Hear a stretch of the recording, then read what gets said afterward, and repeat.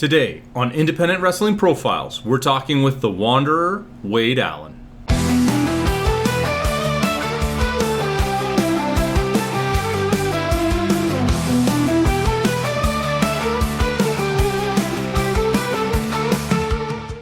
When did you first discover wrestling and become a fan yourself? Oh, that's going to date me because the VHS collection in the family house was pretty extensive.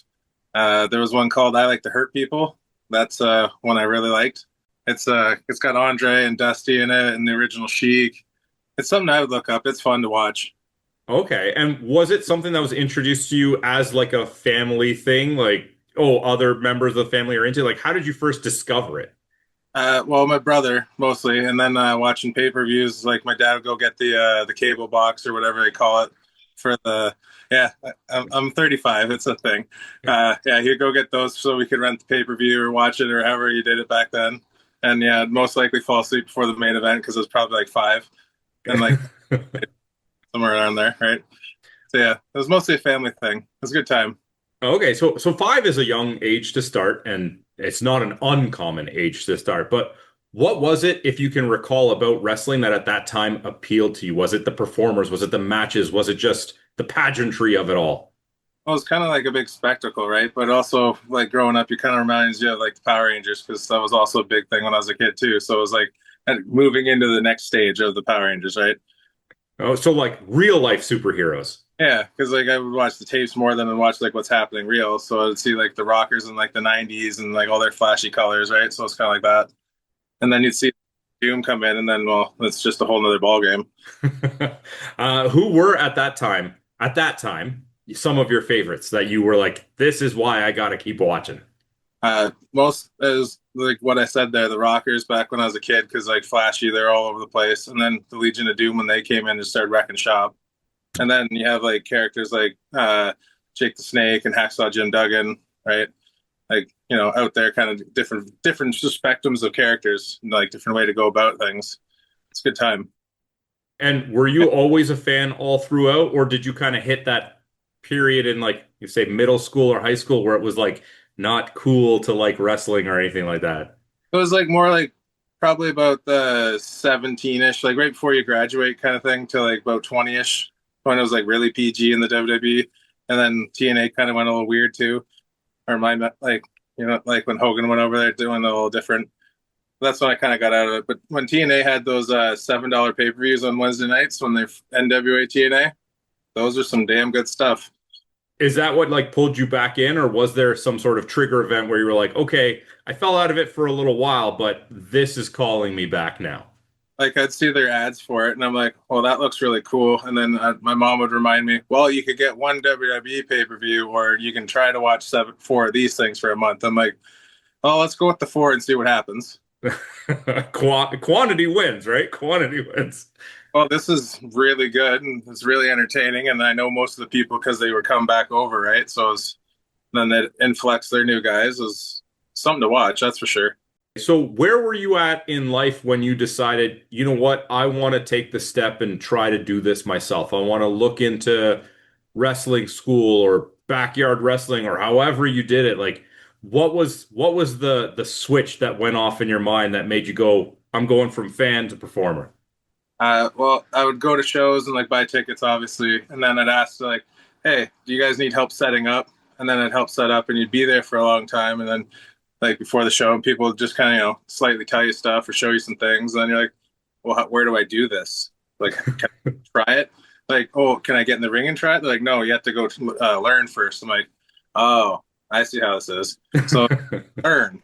And then, got pointed towards HPW and CWF because I seen a Cody Deaner seminar at CWF. And that was my first interaction in actual pro wrestling. So, Okay. And was yeah. it just the seminar or had you already signed up like I'm going, like was that seminar kind of like just the catalyst and then you applied? Yeah. I tried the seminar first and I was like, all right, well, this makes sense. And then I was like, well, let's see if we can try the actual school. Yeah. I don't know why I went with the seminar first, but I guess that was the way I did it. Well, maybe you thought even if I don't like this, I can at least meet Cody Deaner and get something out of it and move forward. Well, I was like, also, it's better. I was like, do I have to pay for a full month if I don't like it, or should I just try the seminar because it's, you know what I mean? Well, more cost effective. Yeah, it was me and a guy that wrestles now is Chad Mills, and that was the only two people in the seminar, and he was way younger than me. Yeah, Oh man, I can't imagine doing a seminar and only two people show up. That's but like My- we learned some stuff. yeah. Yeah. Well, yeah. I mean, they probably had a lot more time to focus on you on an individual basis in that regard. It was pretty cool, like to learn that way for your first time, right? So Yeah, absolutely. I mean, get that individual attention from somebody that you've probably been watching on TV. It's best way and, to do it. and around the independence on Ontario too. So like it was like that was another bonus. Okay, and now take me through kind of those first days, weeks, months through training. Did you feel comfortable? Did some of it come naturally to you? Like, what were some of the emotions that you were feeling actually starting to get in the ring and hit bumps and hit the ropes? Like the first couple of classes, it was more of a like afterwards, like, wow, I'm way more sore than doing normal sports. And then it was, you had to get like comfortable being with a whole group of other new people because that's the thing for me sometimes. And I was like, well, I got to get adjusted to the like new people. Then just learning the stuff was like a little more taxing on the brain because you have to remember names and like which ways to go properly and all that. Yeah, it was a learning experience, but a very, very rewarding one, that's for sure. Did you go into it with an athletic background? Had you done like team sports or anything like that prior to? Uh, like 20 years of like baseball growing up and like played basketball too and like that type of stuff. So like and then whatever else my friends wanted to play, they're all hockey kids. So like, I normally end up being goalie for road hockey. Okay, So so did that at least assist you with like the physical aspects of it, not so much the social part of it? yeah, like the agility wise and all that type of stuff, yeah. And being like flexible and able to like control my own body so I don't like crush anybody. Yeah, I mean, I do have to say I've had the privilege to watch you perform a number of times, and you move very well in the ring for somebody of your size. It's very impressive that you've been able to carry that over from, other sports and things like that.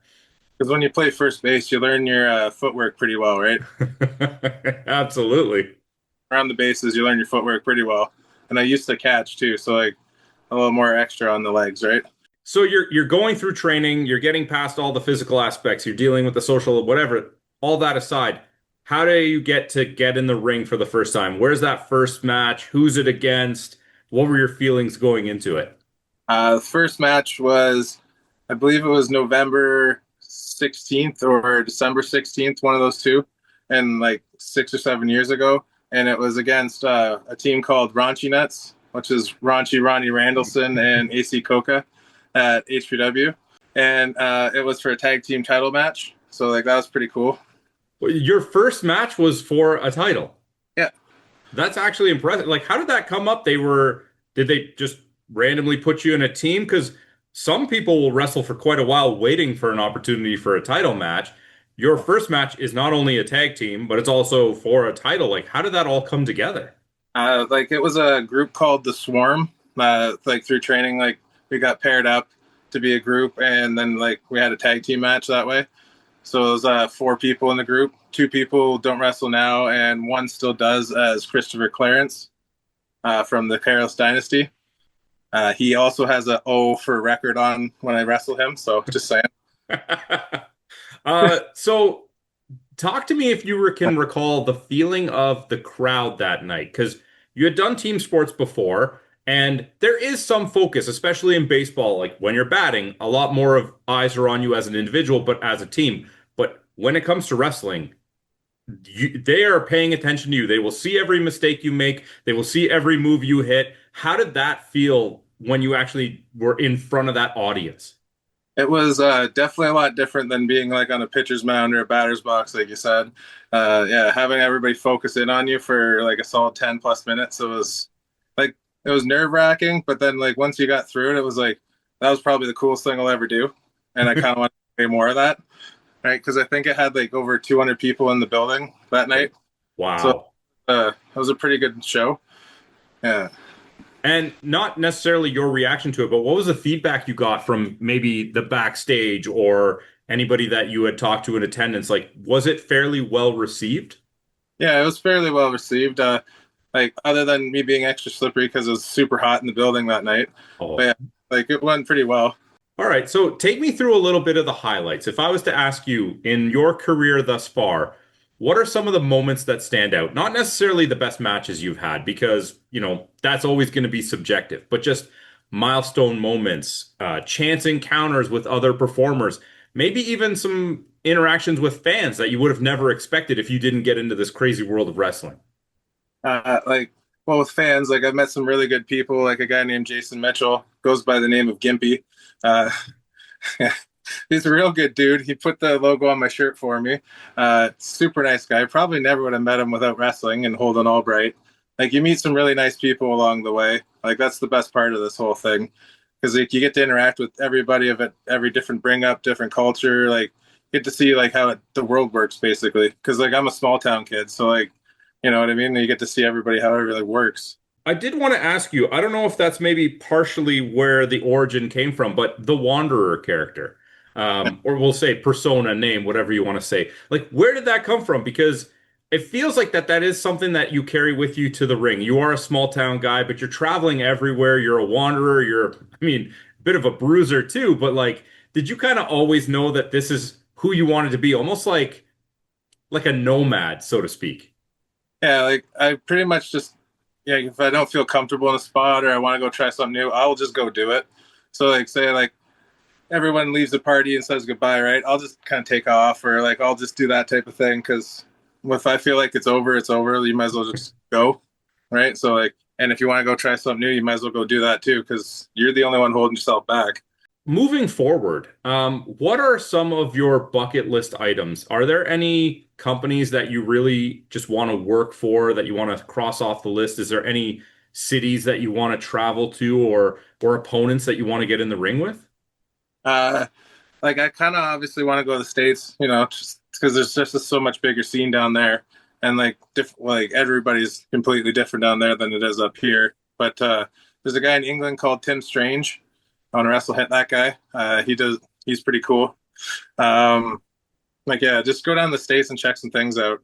Like maybe ICW no holds barred, like something like that. You know, I just want to go experience things because like that's the best part of wrestling, right? You get to see the world that you didn't get to see normally. Okay. Now, one thing I did want to pick your brain about, and you are also involved in more of like the death match scene kind of thing, like Canadian death match and things like that. What I'm always curious about is what is the mentality when you are preparing yourself for a match like that, where you know that it's going to be a lot more punishing, it's going to be a lot more bloody versus just a standard match, which, of course, that also has its risk of injury and things like that, but it just feels like, you're taking a much larger risk. How do you prepare for that? How do you tell yourself, okay, tonight you might bleed, but that's okay. That's not a thing normal people normally tell themselves. Uh, like I've made the joke before to some people. I'm like, well, I never got to go full emo when I was in high school, so might as well do it now. But like, you know what I mean? It is a mindset. Like you gotta kind of flip the switch to be like, well, this is gonna happen. Like, be prepared. But like, also, have you ever been hit with a light tube? Nope. We're gonna find out what that feels like, right? You're kind of just again, it's like experiencing things. Same with like getting a gusset plate in your head for the first time. You're like, let's see what that's like. I still can't imagine that's a normal thing to be curious about. Like, I think of like getting hit with a light tube. I think it's not going to feel good. It might feel a number of different things, but it's not going to feel good. And Yeah. then now I know, and I got to do it again. So, Yeah. so, Like so it's definitely a thing. Like it has like a little bit of a ting to it, right? But like it's a whole different form of art for wrestling. Like that's how I see it as, and it's a different form of a way to express yourself. And like I find it more interesting sometimes because like you can tell a story within like just maybe two three weapons, right?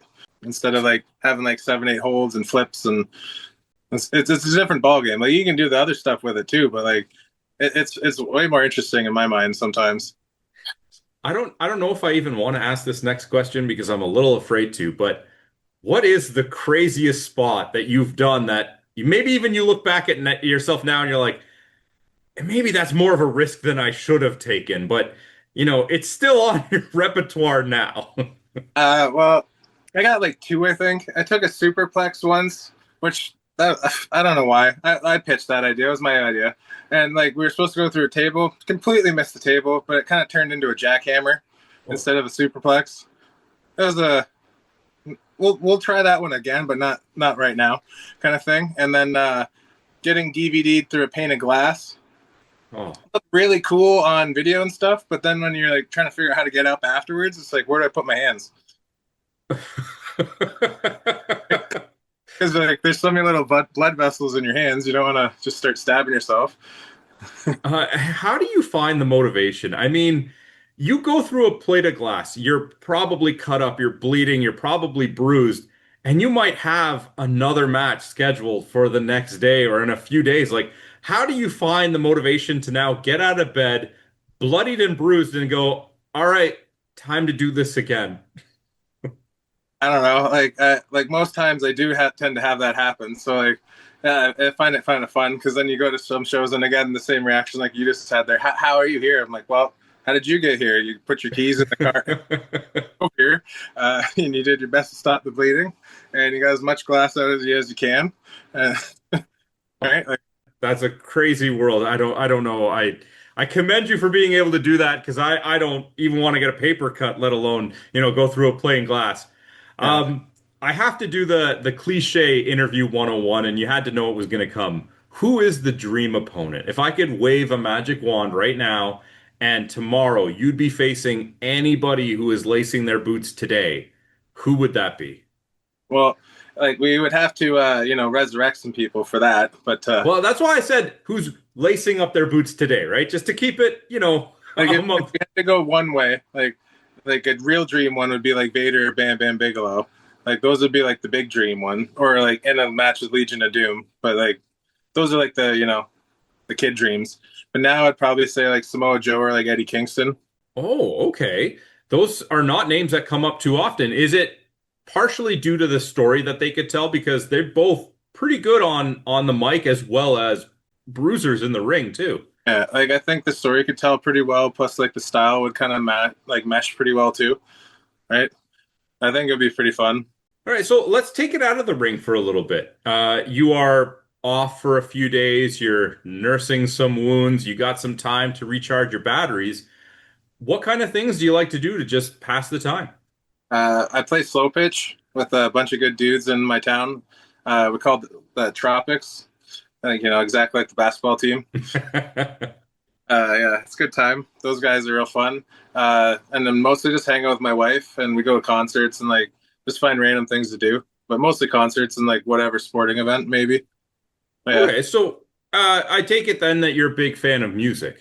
yeah, I like a live experience for a guy who's not really that sociable sometimes. Okay. Yeah, well, I mean, you Yeah, could say it's a big crowd, but that's also the easiest way to get lost in it, right? You are just a face in a large crowd sometimes. it's good to 15,000 plus people having a good time, right? Yeah, absolutely. So that brings me to asking you, like, you're a big fan of music. How does the decision come down to picking your entrance theme? Is that something that does it happen at random? Does somebody help you make that decision? Like, is there a personal connection to it? Like how do you do that process, so to speak? Well, like I for most of all just kind of start looking on YouTube or Google, right? And then like I found one song I used to go to called Whiskey Falls. That was a really good baseball song, which fit the character at the time with baseball pants and like the whole 9 yards. And then now that I've kind of transitioned to more of like a tougher bruiser guy, right? Use my buddy's band Don Valley because like I grew up with those guys and like watching their progress is like then them cluing into like my progress in wrestling is kind of the same idea as like wrestling to music industry, like to kind of understand it now, and like I just like them. The two twins on the drums and bassist, like they're real good guys. I do want to ask you, like I've seen you compete as both a heel and a face, and you come out to the same kind of bruiser sounding music. You come out in the same ring gear. It's also a little difficult to tell sometimes when I see you coming out what side of the fence you're going to be on until you actually get into the match and I hear you either, tell a fan off or start cheering people on. Do you have a preference for one way or the other, or Are you good either way, and you just like kind of let the crowd dictate where you're gonna go with it? Like I'm good either way on that, but like sometimes you just kind of got to follow the crowd. Like if you're supposed to be going out as a face and they start booing you real quick, it's like kind of got to flip the script, right? Like you got to kind of give the people what they're paying for sometimes, and like if it works, it works. But hey, sometimes it doesn't.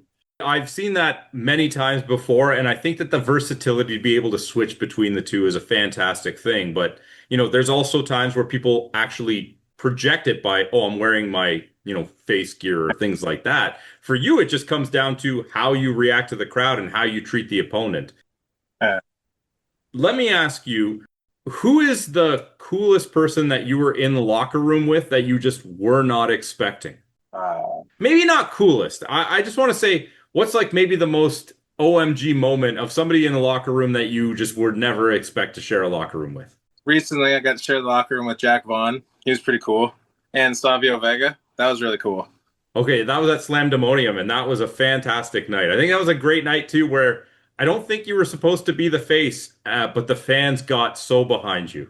Yeah, they really got behind me there. I think it was supposed to be the big old heel there, and yeah, people like me sometimes. I don't know. So, in a similar vein, and it's not necessarily just like the OMG moment or anything like that, but is there a performer that if they're in the locker room, you could just pick their brain about wrestling for hours? Maybe it's their insight into the industry, maybe it's the way that they share it. Like, who is like a beacon of knowledge for you that you would just want to hear more from? There's a few people like Holden Albright, like I've said before. John Greed's always good to pick a muscle off of. Mark Shaw, really nice guy. You can learn some stuff off of him. Uh, but basically anybody, you can pick and choose like what you actually like take in from somebody and what you can use out of what they've said, right? So like you just talk to everybody and just be open to have a conversation because you never know what you're going to learn from anybody, right? I'm going to ask you to be the one that doles out the advice now. If you had an opportunity to go talk to a younger version of yourself who was maybe just starting out in wrestling or debating getting into the ring, what piece of advice would you give yourself to make your journey easier that maybe could help somebody who's today thinking about doing the same thing? Well, first, if you think you're going fast, slow down. And if you think you're going slow, slow down like even slower, right? Because like 5 minutes in a match goes really quick, or it can go really slow. Like if you're so make sure you like what you're doing and listening, right? Because listening is a big key. Because if you're not listening, you're not learning. You're not learning then, right? So before we sign out, can you just let everybody know once again who you are and where they can find you online if they want to see what you got coming up? I'm the Wanderer Wade Allan. You can find me on Instagram at my name Wade Allan, like, but it's Allan. A lot of people get that mixed up. I'm not the guy that throws footballs in Buffalo. Uh, I didn't drain threes in Milwaukee, but I sure tried. Thank you so much for doing this, man. I really appreciate it. Thank you. This was a fun time. Thank you for tuning in to Independent Wrestling Profiles. Please help out the show if you can with a like, subscription, or review. We'll see you next time.